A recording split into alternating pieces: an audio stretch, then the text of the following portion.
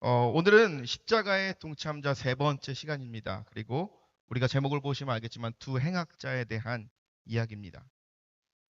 오늘 우리가 나눌 말씀은요, 굉장히 흥미로운 이야기입니다. 그리고 중요한 이야기입니다. 그 이유는요, 구원의 문제를 다루고 있기 때문입니다. 특별히 그들이 받은 구원은요, 죽음 앞에서의 구원입니다. 많은 시간이 남지 않고 죽음의 바로 앞에서의 구원을 받은 사람의 이야기입니다. 오늘 본문을 보게 되면요, 예수님께서 십자가에 달려 죽으실 때에 예수님 혼자 십자가에 달려서 죽으신 것이 아니라 그 십자가 형장, 이 골고다 언덕에는요, 세 명의 사형수가 예수님과 같이 똑같이 십자가에 못 박혀서 죽임을 당하고 있는 그러한 상황이었습니다. 그런데 죽음을 대하는 죽음 앞에선 그들의 태도가 너무나도 달랐던 것을 우리는 볼 수가 있습니다. 예수님이 십자가에 달렸습니다. 그리고 두 사람도 역시 두 사형수도 역시 십자가에 달렸습니다. 밑에 있는 사람들, 십자가 아래에 있는 사람들은요, 예수님께 얘기합니다. 어디 유대인의 왕이여, 당신을 한번 구원해 보시지. 네가 말하는 구원, 네가 메시아라고 하는데 지금 당장 너 자신을 구원해봐. 못하잖아. 예수님 십자가 위에는요, 유대인의 왕이라는 그 팻말을 붙여놓고 사람들은 조롱하기 시작했어요. 군인들도 역시 죽어가는, 피를 흘리며 고통스럽게 죽어가는 예수님을 바라보면서 히덕거리면서 조롱하기 시작했습니다. 그런데 한 사형수는요, 사람들의 조롱 소리를 듣고 있었나 봐요. 그러면서 얘기하죠. 내가 그리스도가 아니냐. 그리스도는 히브리 말로는요, 메시아라고 합니다. 메사야. 예, 구원자라는 것이죠. 네가 그리스도면 당장 너와 우리를 구원하여라 라고 조롱했습니다. 그런데 반대편에 있던 사형수는요, 예수님에게 이렇게 얘기하죠. 예수여, 당신의 나라가 임할 때 나를 기억하소서. 예수님은요, 첫 번째 사람의 말에 대해서는 아무런 대답을 하지 않으십니다. 그런데 두 번째 사형수의 요청에 대해서 이렇게 얘기하죠. 내가 진실로 진실로 내게 이르더니 오늘 내와 내가 나와 함께 낙원에 있으리라. 이것은 우리가 너무나도 잘 아는 이야기입니다. 보통 이제 사순절이라든지 기독교의 심볼을 얘기할 때 십자가를 하나를 세워두는 경우도 있지만, 특별히 십자가 이제 세 개를 이제 놓고 하나는 예수님 십자가, 두 개의 십자가는 이제 두 행악자가 사형을 당했던 그 십자가를 의미합니다. 그런데 우리가 이 말씀을 봤을 때요, 우리가 여러 가지 생각이 들 것입니다. 여러분들은 어떤 생각이 드시나요? 아마 어떤 분들이 이렇게 생각하실 것입니다. 아, 역시 인생의 마지막이 중요하구나. 마지막까지 믿음을 지키면서 살아야겠다라고 결단하시는 분들이 여기 앉은 대부분들일 것입니다. 그런데 반면에 어떤 사람들은요, 신앙생활에 허무함을 느낄 수도 있습니다. 평생 신앙생활을 열심히 했는데 그냥 막 살다가 강도같이 살아가다가 마지막에 한번 예수 믿었을 때 저 사람도 받은 모습을 보면서 아, 내가 왜 그동안 하고 싶은 것을 못하며 그동안 그렇게 살았을까라는 허무함을 느끼기도 합니다. 어떤 사람들은 이러한 생각이 들 수도 있죠. 아, 사람이 참 안 바뀌구나. 그 죽는 순간에도 어떤 사람은 예수님을 조롱합니다. 그리고 어떤 사람은 예수님을 조롱하지 않고 예수님의 말씀을 듣습니다. 회개하고 희망을 바라보죠. 끝까지 잘해야지 라고, 끝까지 믿음 생활을 잘해야지 라고 생각이 드는 것은요, 하나님이 지금 우리에게 주시는 마음입니다. 그것이 바로 하나님의 은혜라는 것이죠. 그런데 반면에 허무함을 느끼기도 합니다. 마지막에만은 잘하면 되는데. 이 말씀을 우리가 읽고 이런 생각이 들 수도 있겠죠.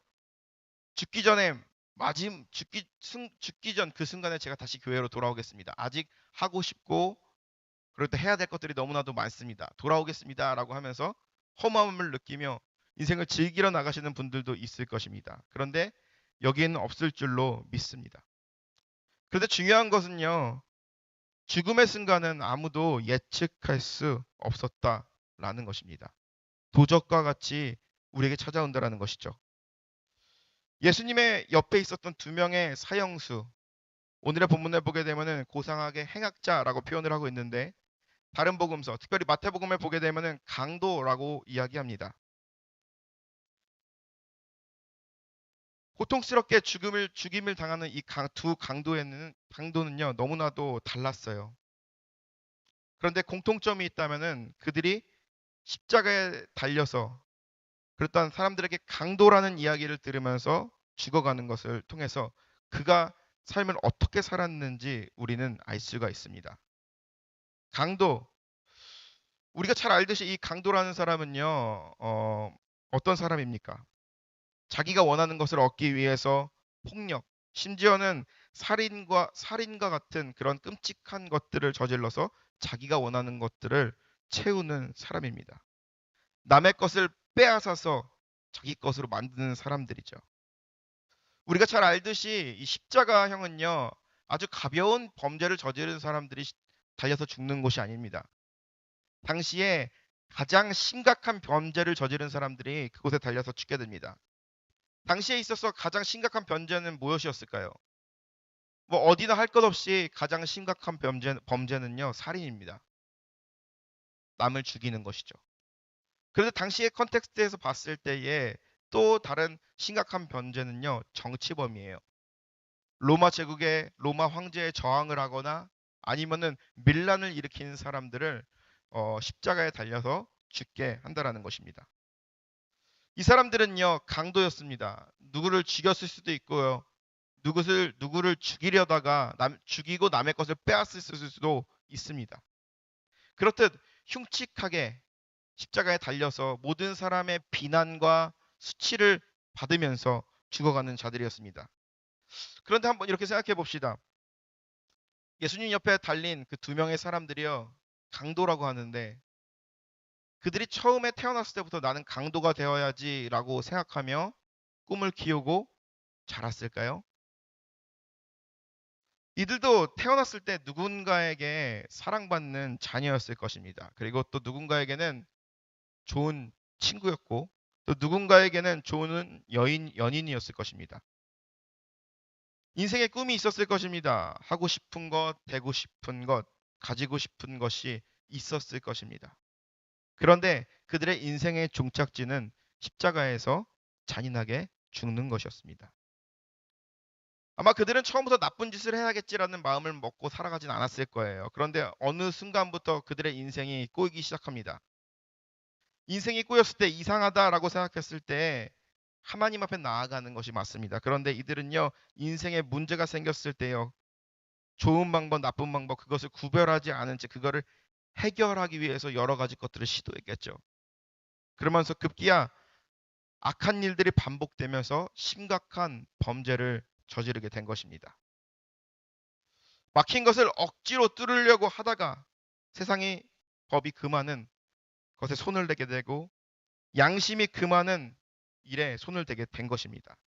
마지막에 그들이 원하는 것을 세상에서 어느 정도 누렸을 수도 있습니다. 가졌을 수도 있습니다.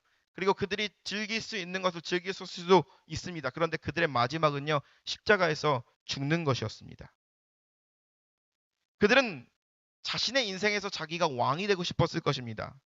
나름대로 자신의 인생의 나라에 자기의 왕국을 세워서 왕으로서 살아가며 자신이 가진 것을, 그리고 또한 남이 가진 것을 자신의 멋대로 활용하며 누구의 간섭도 받지 않는 채 자신의 통치 아래서 자신의 인생을 끌고 가고 싶었을 것입니다. 그런데 왕이 되기는커녕 그들의 현실은요, 로마 제국의 황제가 파견한 빌라도에 의해서 상형 언도를 받고 짐승처럼 고통스럽게 끌려가 온몸에는 피투성이가 된 채 십자가에 달려서 죽어야 하는 상황입니다. 예수님과 똑같이 그들의 양팔에는요, 붉은 목이 박혀 있었고요. 그리고 밑에서 있는 로마 군인들은요, 그들을 향하여서 창으로 찌릅니다. 왜 창으로 찌른지 아십니까? 일찍 죽게 하기 위해서. 창으로 찔러야지 몸에서 피가 많이 나올 거 아니에요. 그래야지 일찍 끝나는 것이죠. 그런데 아주 고통스럽게 죽어가는 것입니다. 십자가 위에서 그들이 할 수 있는 것은 아무것도 없었습니다. 몸도 움직일 수 없었고요. 말도 제대로 할 수 없었을 것입니다. 숨이 헐떡거리면서 숨이 언제 끊어지는지, 내가 얼마까지 살 수 있는지, 곧 있으면 내가 죽을 텐데 라고 생각하며 있던 자들이 바로 고통스럽게 예수님 옆에서 십자가에서 죽어가던 강도들이었습니다. 참으로 비참하죠. 그런데 이러한 순간에, 이런 인생의 비참한 순간에도 하나님의 은혜는 늘 함께 한다는 것이죠. 우리가 한번 기억해 볼 필요가 있습니다. 우리 인생의 가장 비참한 순간들이 있었을 것입니다. 우리가 우리의 손으로 할 수 없는 여러 가지 것들이 있었을 것입니다. 그런데 그 순간에도 하나님은요, 우리를 떠나가지 않았듯이 이 두 강도, 엄청난 범죄를 저지르고 고통스럽게 죽어가는 이들에게도 하나님의 은혜는 함께 한다라는 것입니다. 첫 번째 사형수를 보겠습니다. 첫 번째 사형수는 어떠한 자였습니까? 예수님을 비난하는 자였어요. 첫 번째 이 사형수의 입장에서 봤을 때는요, 자신의 옆에서 죽어가는 그 예수님을 바라보면서 참 미련하다라고 생각했을 것입니다. 그리고 예수님이 더 불쌍하게 느껴졌을 수 있어요. 왜냐하면은 자신은 강도짓을 했어요. 남의 것을 빼앗고요. 남을 죽이고 그렇게 흉악스러운 범죄를 저지르면서 인생을 살아왔어요. 그런데 예수님은 반면에 누군가를 죽이지도 않았고요. 의로운 사람이었고요. 선한 사람이었습니다. 많은 사람들에게 존경받는 그러한 사람이었습니다. 그런데 착하게 살았거나 악하게 살았거나 똑같이 십자가에 달려 죽는 모습을 보면서 이 강도는 예수님을 보면서 이 안타까운 마음이 들지 않았을까요? 오히려 자기가 살아온 인생이 더 나았다라고 생각할 수도 있습니다. 자기 멋대로 자기의 나라를 이루고 자기가 하고 싶은 대로 하고 기분 나쁘면은 그 기분 나쁜 거 그냥 바로바로 표현하고 막 살았는데 저 사람은 선하게 살았고 그리고 또한 정말 착하게 살았는데 똑같이 십자가에서 고통스럽게 죽는다라는 걸 생각했을 때 오히려 내가 저 사람보다 지혜로운 삶을 살았구나라고 생각했을 수도 있겠죠. 그런데 우리가 이 강도 옆에 있었던 강도 주위에 있는 사람들에게 렌즈를 잠깐 돌려서 한번 볼 필요가 있습니다. 이 강도 주위에 있던 사람들은 바로 이 십자가 형장 주위에 있던 사람들은 바로 누구였습니까? 백성들이었습니다. 오늘 본문에 보면 알 수 있듯이 이 백성들은요 예수님을 향하여서 조롱합니다. 유대인의 왕, 당신이 하나님의 아들이라 그러면 자기 자신부터 구원하지 그래 하면서 예수님을 향하여서 욕을 하고 저주를 하고 그리고 또한 예수님의 그 죽음을 정말 비참하게 만드는 자들이 있었습니다. 그런데 그 강도는요, 옆에 있던 그 사형수는요, 그것을 듣고 예수님에게 이렇게 얘기합니다. 당신이 하나님의 아들이라면 나와. 당신이 메시아라면 나와. 그리고 또 당신과 우리 모두를 구원하지 그래. 당장, 지금 당장 나를 구원하라 라고 이야기를 하게 됩니다. 그런데 예수님께서는요, 그 강도의 이야기를 들었을 때요, 이렇게 얘기합니다. 아버지여, 저들의 죄를 사하여 주옵소서. 자기들이 하는 일을 자기가 알지 못하나이다. 아무것도 모르고 죄를 짓는 사람들, 십자가 아래에 있는 사람들을 위한 기도였습니다. 그런데 이것은 십자가 밑에 있는 사람들뿐만 아니라요. 십자가 옆에 달려 있는 사람들에게 주어진 마지막 은혜였다라는 것입니다. 십자가에 위해서 예수님은요 고통스럽게 죽어가고 있었습니다. 그리고 고통스럽게 죽어가는 그 상황에서도 사랑으로 말씀하셨던 것이죠. 아까 권사님이 기도할 때 이런 거죠. 죽는 그 순간에서도 죄인들을 위하여서 사랑을 보이셨던 예수님 이렇게 말씀하셨죠. 죽는 그 순간에서도 죄인들을 위하여서 기도하신 예수님이었습니다. 단순한 외침이 아닌 깨닫지 못하는 자들을 위해서 준 마지막 기회이기도 했습니다. 그것은 바로 무엇입니까? 아래에 죄를 짓는 사람들, 예수님을 위해서 욕하는 사람들뿐만 아니라 옆에 있는 사람들을 향한 메시지였다라는 것입니다. 그것은 바로 무엇입니까? 세상이 예수님을 죽이라 그러고 저주하려 그러고 희롱합니다. 그런데 그 순간에서도 그들과 똑같이 저항하는 것이 아니라 그들에게 용서와 사랑을 선포하고 기도하시는 예수님의 모습입니다. 미움과 저주가 넘쳐나는 이 세상 가운데 그것을 바꿀 수 있는 유일한 방법은요. 똑같이 힘을 길러서 누군가가 나를 저주하고 욕하지 못하게 하는 것이 아닙니다. 사랑하고 용서하는 것이죠. 우리가 사도행전에 보게 되면은 스데반 집사가 있습니다. 스데반 집사가 유대인들에게 있어서 돌팔매질을 당합니다. 유대인들은 스데반을 향해서 돌을 던집니다. 그런데 스데반도 역시 예수님과 같이 그들을 저주하지 않고 그들을 용서해 달라는 기도를 했습니다. 즉 어떤 것입니까? 예수님은요, 죽는 그 순간에서도 구원을 포기하지 않은 것이죠. 옆에 있는 그 두 사람에게 은혜를 베풀었던 것이죠. 이것을 듣고 그들이 변화하기 바랬던 것이죠. 우리가 새벽에도 잠깐 설교하였지만 우리가 회개라는 것은요, 우리가 죄에서부터 돌이켜서 하나님께로 방향 전환하여서 생각하고 또 살아가는 것을 의미합니다. 그런데 우리가 기독교인이 되기 위해서는 회개하고 하나님의 자녀가 되어야 된다고 합니다. 그런데 중요한 것은요, 우리의 회개가 먼저 있기 이전에 있어야 되는 것이 바로 무엇이냐? 하나님의 은혜고 그 은혜에 감격했을 때 그 반응이요, 회개라는 것이죠. 먼저 하나님께서 우리에게 찾아오신 거예요. 길을 잃고 방황하는 자가 있었습니다. 하나님을 모르고 길을 잃고 방황하는 자가 있었어요. 그런데 길을 잃고 방황하다가 내가 하나님을 찾은 것이 아니라요, 길을 잃고 방황하고 있는데 하나님께서 우리에게 먼저 찾아오시는 거죠. 이제 더 이상 하나님의 자녀가 아닙니다. 세상 가운데 살아갑니다. 세상 사람들이 좋다라고 말하고는 그리고 나의 나의 삶을 개척하기 위해서 세상을 떠납니다. 그렇게 인생을 살아가고 있었습니다. 그런데 어느 날 인생의 막다른 골목에 서게 됩니다. 어찌할 바를 모르고 괴로워하고 있을 때 하나님은 우리에게 찾아오신다는 거죠. 요한일서 4장 19절에 보면 얘기합니다. 우리가 사랑함은 그가 먼저 우리를 사랑하였습니다. We love because he first loved us.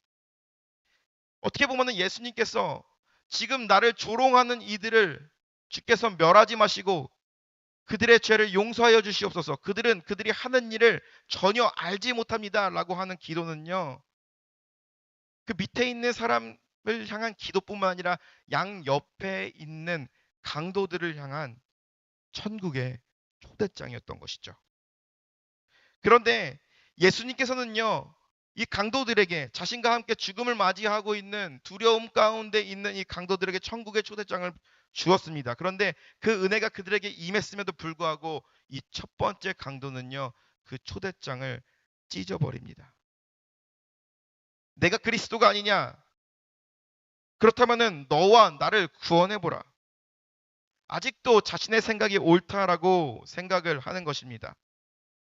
예수님은요, 이렇게 기도하면서 그들의 용서와 그들을 향한 사랑이 드러나는 그런 기도를 하였을 때에 그의 마음의 변화를 기대했을 것입니다. 그런데 이 첫 번째 사형수는요, 당장의 문제를 해결하기 원했던 것이죠.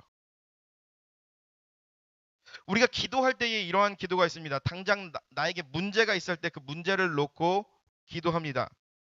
그리고 당장 내가 바라는 것을 두고 간절히 기도할 때가 있습니다.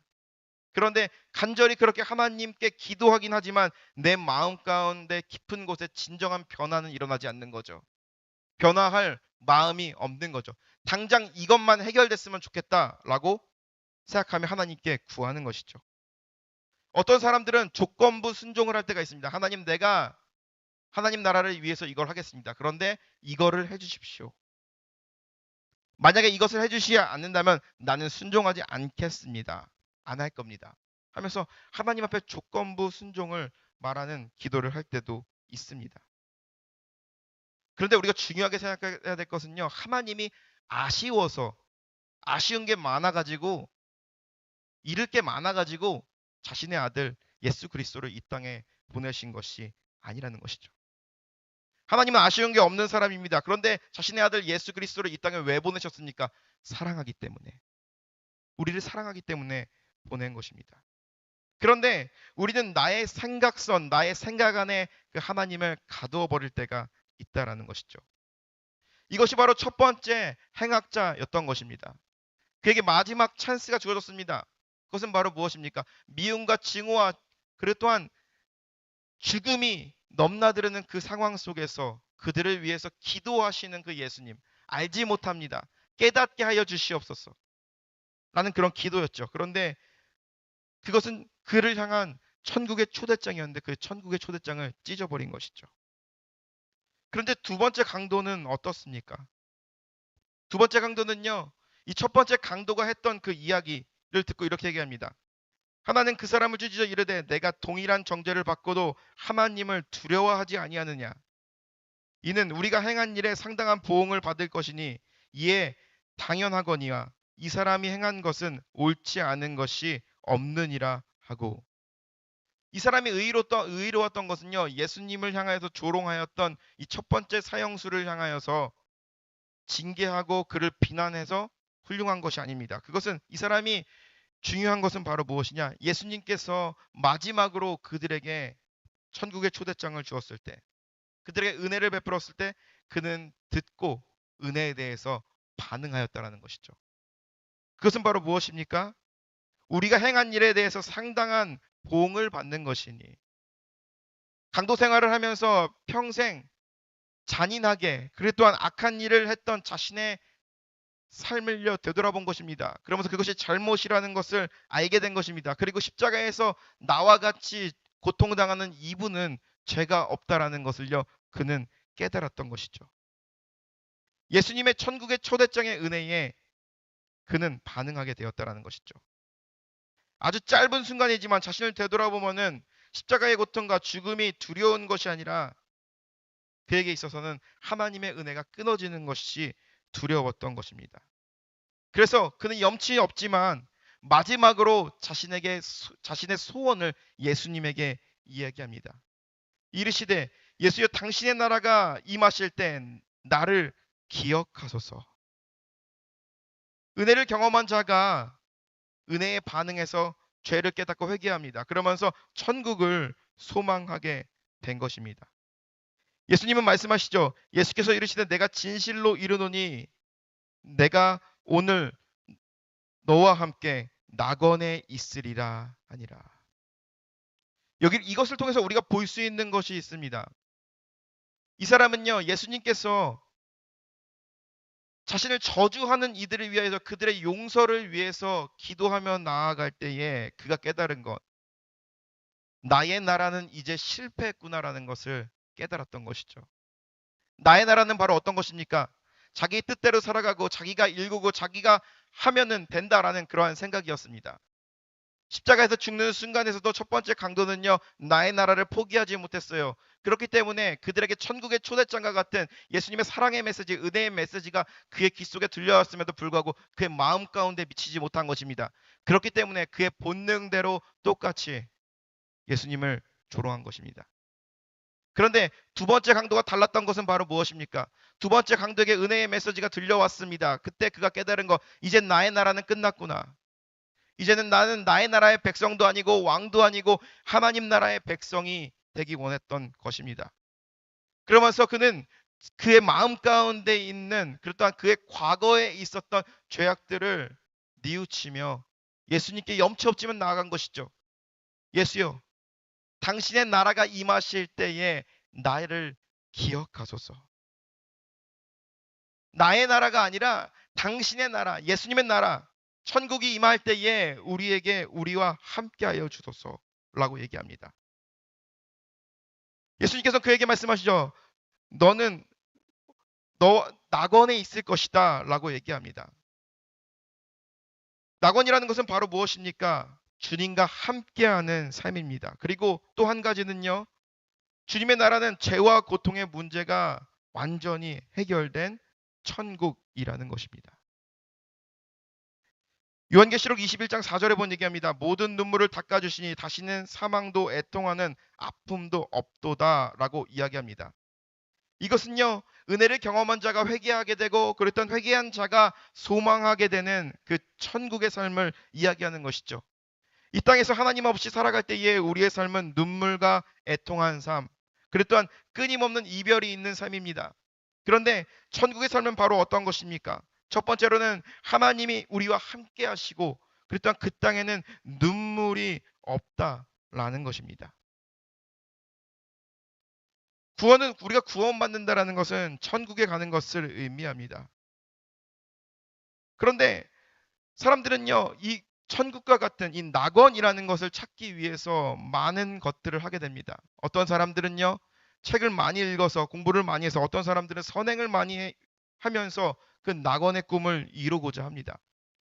이 낙원이라는 말을요, 이 헬라어 원문을 보게 되면 유토피아라고 합니다. 유토피아라는 것은요, 유 하면 없다라는 것이고, 토피아 하면은 장소를 얘기하는 것. 이 세상에 없는 장소. 이 세상에 그 어느 것보다 행복한 곳을 말하기 때문에 그렇게 얘기했겠죠. 이 땅에 없는 것입니다. 그런데 낙원에 있겠다라고 얘기합니다. 예수님께서는 요한복음의 말씀을 보게 되면 이렇게 말씀합니다.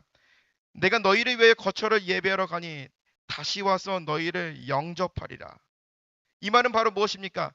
낙원에 갈 수 있다라는 것, 이 세상에 없는 곳, 그리고 또한 이 세상에 존재하지 않지만 구원받을 자만이 갈 수 있는 그 낙원에 그를 데려가겠다는 것이죠. 어떠한 눈물도 없고 어떠한 이별도 없고 어떠한 미움과 아픔이 없는 그 길을 의미하는 것입니다. 그것은 바로 예수 그리스도를 통하여야만 갈 수 있는 길임을 이야기하며, 그랬 또한 이 강도는요, 염치 없지만 예수님께 부탁하여서 그것을 쟁취한 자, 천국을 소유한 자가 되어버립니다. 그런데 우리가 중요한 사실을 하나 알아야 될 필요가 있습니다.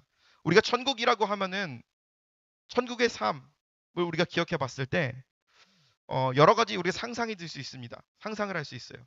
그런데 우리가 복음서에 보게 되면 여러 가지 천국 복음에 대해서 예수님께서 말씀하시고 있는 것을 알 수가 있습니다. 천국은 뭐라 그랬죠? 밭에 감추인 보화와 같다라는 것입니다. 천국은 죽어서 우리가 가는 곳이기도 하지만 우리의 삶 가운데 우리의 일상 속에서 이미 임했고 그것을 발견하였고 그것을 발견한 사람들은 이 땅에서 이미 천국의 삶을 맛볼 수 있는 자들이라는 것을 이야기하고 있는 것이죠. 죽는 그 순간에 그가 돌이켜 예수님께 나아갔을 때 그는요 이미 천국을 소유한 것입니다. 어떠한 노력도 아니고요. 어떠한 운이 좋았던 것도 아니고요. 하나님의 은혜가 그에게 임하였을 때 그 은혜에 대해서 반응하게 된 것이죠. 그것이 바로 그가 경험했던 마지막에 죽는 순간에 믿음을 가지고 붙잡았던 천국이었다라는 것입니다. 그런데 그 천국은요, 우리의 삶 가운데도 맛볼 수가 있습니다. 찬송가 495장에 보면 이런 찬양이 있죠. 내 영혼이 은총 입어 중한 죄짐 벗고 보니 슬픔 많은 이 세상도 천국으로 화도다. 이 찬송가를 지은 사람은요 어떠한 은혜를 받아서 그랬는지 모르겠지만 이 천국, 슬픔 많은 이 세상이 천국으로 화하도다라는 것이죠. 즉, 이 천국이라는 것은요, 그가 경험한 것이지만 이 땅 위에도 숨겨져 있는 곳이라는 것을 이야기하는 것입니다. 마음을 열어주는 101가지 이야기라는 책이 있습니다. 제 목사관에서 어떤 목사님이 이제 사다 놓으셨는지 잘 모르겠지만 그 책을 어느 날 제가 읽게 되었는데요. 그 책에 보면은 아주 감동스러운 스토리가 하나가 있습니다. 천국을 경험한 자들이 느끼는 그러한 이야기였습니다. 예수님을 잘 믿는 두 부부가 있었습니다. 하루는 아침에 일어나서 부부가 함께 기도하고 예배를 드리고 찬양을 합니다. 정말 이 두 부부가 느끼기에 오늘 하루의 삶은 정말 천국과 같은 삶이구나라는 생각이 들었다고 합니다. 너무나도 감사해가지고 이 부인이요 남편에게 얘기합니다. 여보, 오늘 너무 천국과 같이 아름다운 날이에요. 이것을 우리만 누리기에는 너무나도 아까운 것 같아요. 누군가와 나눌 수 있었으면 얼마나 좋을까요? 그렇게 하고 이제 점심때가 되어서 이 두 부부는요, 한 식당에 들어갔습니다. 식당에 들어가가지고 이제 메뉴를 주문한 다음에 기다리고 있는데, 한쪽, 식당 한쪽 구석에서 한 여인이 슬픈 표정을 하면서 식사를 하는 모습을 보게 되었다라고 합니다. 그러면서 그 부인이 이렇게 얘기했다고 합니다. 여보, 오늘 천국의 기쁨을 나눠줘야 될 사람은요, 바로 저 사람인 것 같습니다. 하면서 카드를 한 장 쓰기 시작합니다. 그 카드의 내용은 바로 어떤 것이냐면은 오늘 저는 당신과 함께 천국의 기쁨을 나누고 싶습니다. 천국의 기쁨을 함께 나누고 주님과 함께 동행하는 하루가 됩시다 하면서 카드를 쓰고 그 사람이 식사를 한 점심값을 계산하여서 웨이터에게 줬다고 합니다. 그러면서 얘기하는 것이죠. 이 웨이터에게 이것에 대해서 누가 냈는지 그거에 대한 것은 전혀 말하지 말고 그 사람이 만약에 식사를 계산하고 나갈 때 이거를 계산하기 전에 이거를 줘라라고 얘기한 것이죠. 여인은요, 이제 식사를 마치고 이제 계산을 하려고 웨이터를 불렀습니다. 그런데 웨이터가 하는 말이 당신이 드신 식사는요, 이미 다른 누군가가 계산을 했습니다. 그러면서 그분이 당신에게 이러한 카드를 남겼습니다. 읽어보니 정말 이 사람은요, 한없이 눈물을 흘리기 시작했습니다. 그러면서 자신의 노트를 꺼내가지고 막 적기 시작했어요. 그러면서 웨이터에게 얘기합니다. 내가 그가 누군지 모르지만 내가 노트에 적은 이 내용을요, 그 사람에게 꼭 전해줬으면 좋겠습니다. 라고 했다고 합니다. 그 사람은요, 유유히 떠나가게 되고요. 이 부부는요, 그 사람이 준 노트의 쪽지를 보게 됩니다. 그 노트에 보면은 이렇게 적혀 있었습니다. 누군지 모르는 하나님의 천사에게 저는 교회를 꽤 오래 다녔습니다. 그런데 요즘 제가 내린 결론은요, 하나님도 천국도 없다는 결론이었습니다. 저는 아주 오랫동안 우울증으로 고생했습니다. 그래서 사랑하는 가족으로부터 버림받았고 남편으로부터도 버림받았습니다. 그래서 이 세상을 떠나기로 결심했습니다.